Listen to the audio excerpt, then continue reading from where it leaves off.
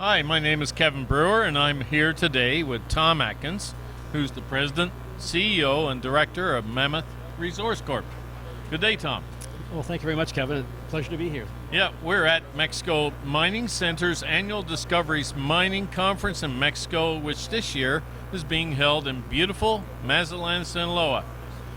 I understand you're about to give a presentation about the Teneriba Gold-Silver High Sulfidation Project, stages of project exploration in that kind of deposit. And I got a couple of questions for you today, Tom. Before we discuss the Teneriba project, I noticed that you were once the Director of Investment Banking for CIBC World Markets and participated in raising over $1.7 billion in equity and debt for numerous small to large cap companies. We've been experiencing a bit of a downturn for some time in our industry, and it seems like we might be experiencing a slight upturn, but I was wondering, do you see this upturn continuing throughout 2019, and what is your medium-term outlook? Good question, Kevin. And it's interesting, just as I hear those numbers, that 1.7 billion, boy, those were the good old days, when there was that level of enthusiasm for the sector, and there was and money was flowing into this sector, such that I had the opportunity to do that kind of work. But it's been tough. I mean, since 2011, late 2011, till about 2016. Oh man, I mean, really, really tough. In fact, you know what? At Mammoth Resources, we froze salaries for 28 months. We neither accrued nor took any salaries for 28 months. We just hunkered down, and our objective was just to survive. So what does the outlook like now? Well, look, I think anyone would say that after 8 years of pretty rough times, the sector should be ripe for a rebound, and I agree with that. I think it's apparent that there's been a lot of undercapitalization, and so in that regard, I think there should be opportunities. I think we got hurt last year. You could invest in an ETF on the Dow or the S&P 500 and gotten a 20-25% annualized return, on blue chips. So why would you invest in something speculative? The cryptos, they've gone away. And cannabis hopefully has peaked, and so perhaps some of that more speculative money will come back into mining.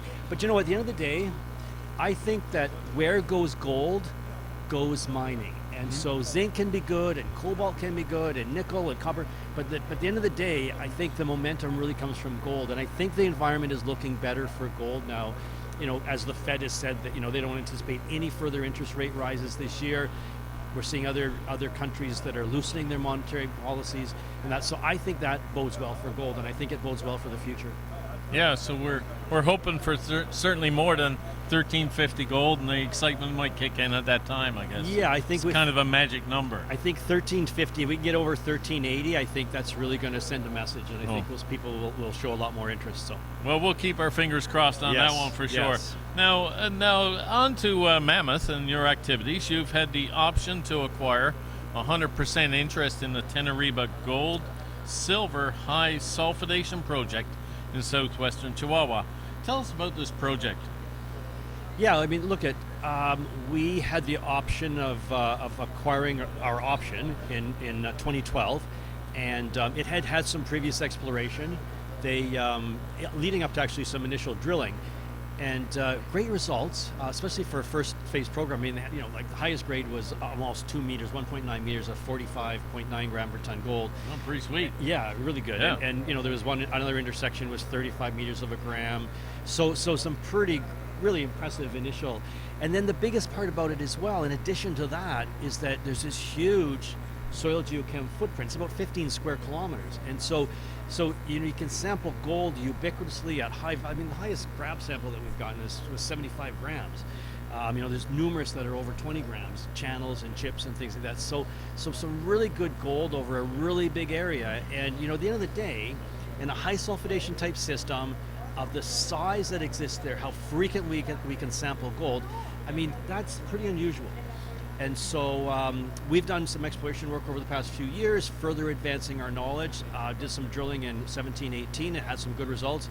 And recently we were able to attract a $2 billion market cap company, Sentara Gold, to invest in offshore the property.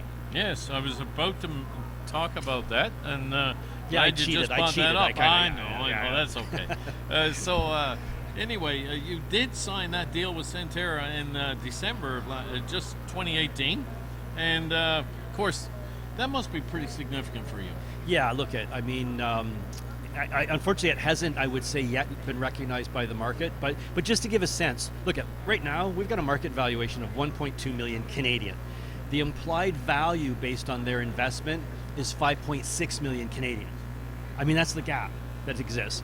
So, it hasn't been recognized by the market, but these are knowledgeable guys. I mean, in early January, they had a team down there.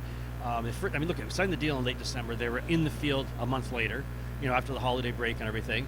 And they brought a couple of their experts, one from Europe and one that's a high sulfidation expert throughout the Americas, plus the fellow that initially saw the property as a PhD himself.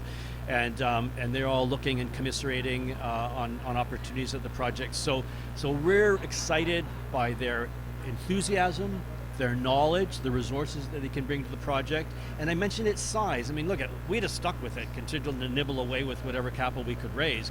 But it's great to have a company with their resources investing in the property. So, of course, you got the challenge. You got a large area to explore, lots of really attractive results. Tell us what are your plans to further advance that? Because it's always a little bit of a challenge with a property like that, but at the same time, it's exciting. So, yeah, well, look at we've done our initial reconnaissance mapping and sampling, and we've done channel sampling. We've done some drilling in some areas. We did geophysics. We covered about 40% of the property with IP and mag, and so all of that stuff and information is available.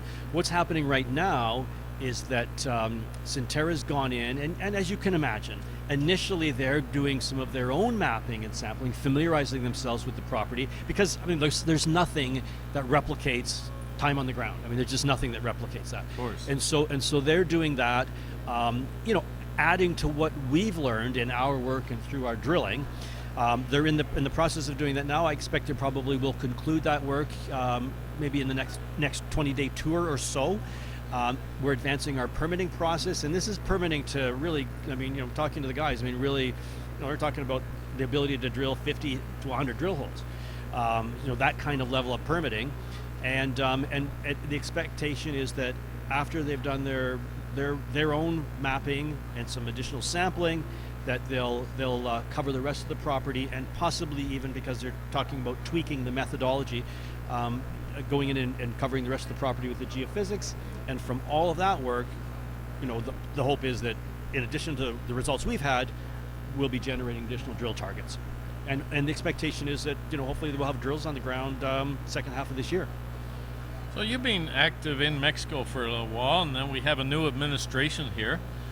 What changes do you feel are important to ensure that Mexico remains an attractive jurisdiction for investment? Yeah, look, I've been working in Mexico for 20 years. On various other projects, and that's why I'm here now. I really like Mexico. It has a mining culture, and I don't think, when I look at jurisdictions, people that just know mining, they're not fearful of it. They recognize its benefits, and that's one thing I really like about Mexico. Same time zones. There's all of these attributes. Great infrastructure. I could go on and on. On the improvement side with this administration is it's on the administrative side. I'll give you an example. We filed for a concession. It took 4 years for the government to recognize the filing of that concession. Now, had it been quicker, that would have been tax revenue that the Mexican government would have got over that 4-year period. We've done some reductions as well, and I don't have any idea how long it's going to take for those to be recognized when it took 4 years for a new concession. So I really think on the administrative side, the government has to improve that. And look at the technologies that are out there. This is not rocket science. It can be done. And so the commitment to doing that. And then, of course, the other side of it is the fiscal side. Try to get a tax return on expenditures and exploration. It's challenging. And yes. Those kind of things. And I'm not just saying it. I hear it from investors that I talk to. The other side of it too, of course, and we all recognize the benefits of this, and it's not like this stuff doesn't go on in other jurisdictions. There's a mafia head that was assassinated in New York, in the last 2 or 3 weeks, and we have things like that in Canada. But obviously, everyone's always concerned about security, and I know it's an ongoing battle, and I know the government's committed to that, and you just hope that can improve, because the people we see here, the people we see in the communities that we work in and stuff, just want to live an honest life and be secure like everybody else in the world and stuff. And so, those are the challenges. But I like it in Mexico, and I think it's got a great future, and mining's got a great future here. So we're certainly committed to it. Well, thank you. It's been a sincere pleasure to hear more about your activities. Thanks again for talking to us. And thanks to Mexico Mining Center for this opportunity at their conference being held in Mazatlan, Sinaloa. In 2020, Mexico Mining Center will be hosting another conference in Mexico, so stay tuned on that front. And meanwhile, stay informed of activities in Mexico and properties for sale by going to their website at www.mexicominingcenter.com. My name is Kevin Brewer, and I thank you for listening to our broadcast today. Thanks a lot. Thanks so much, Kevin. Very Real well. pleasure. Bye-bye.